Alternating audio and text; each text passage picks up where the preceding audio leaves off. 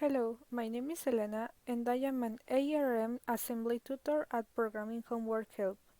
Today I'm gonna show you how to make a coffee machine simulator in ARM assembly.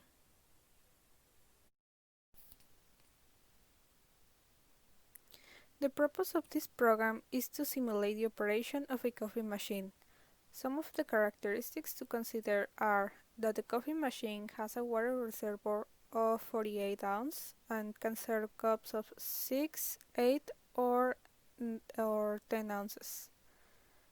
This way the coffee machine will be able to warn the user when there is not enough water.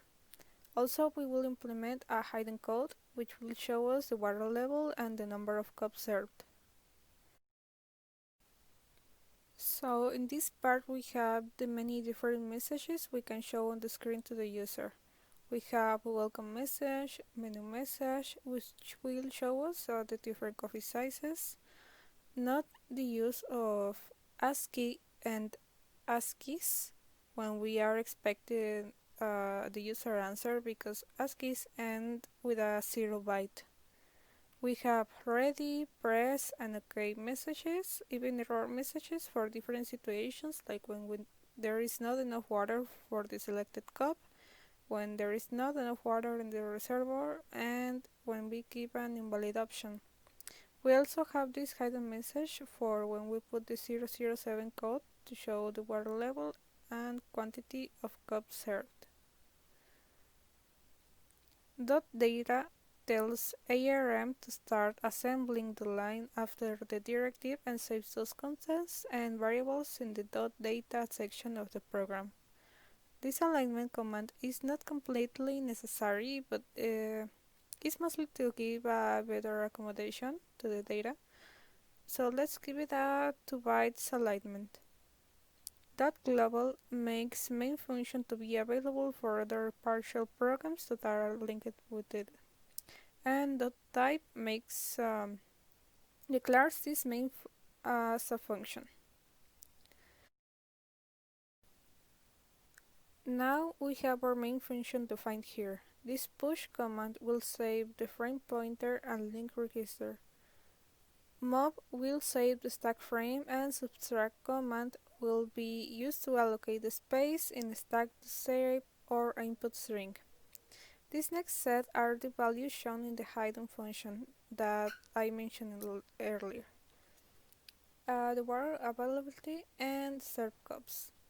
Now this start function is the one that displays messages like the welcome, menu, and realizes the selected options. These are the actions. In this case, we repeated the turn off action in case for the capital and small letter T. Then we have the coffee servings. Load register from memory is used here to load the register input and determine if we choose one of the coffee options, the hidden option, and if it's not in any of the options, we display the error message. Based on the purpose section, this one will load the functions to either serve coffee or displays the hidden option. This invalid section will display the link error message and will start over. The next serving options start checking if there is enough water for the cup size. If not, asks to refill or select another size. It increments the number of cups served and decreases the quantity of water available. Serve function will show the ready to serve message. Read B function will use some of the previous functions described and will make the serving to start when pressing capital or small b. We are not over yet when the serving is done because the user can ask for another coffee. So these parts, besides showing the process ending, it can offer the user if it's ready to make more coffee or if it needs more water. In this case, at least for a 6 ounces coffee.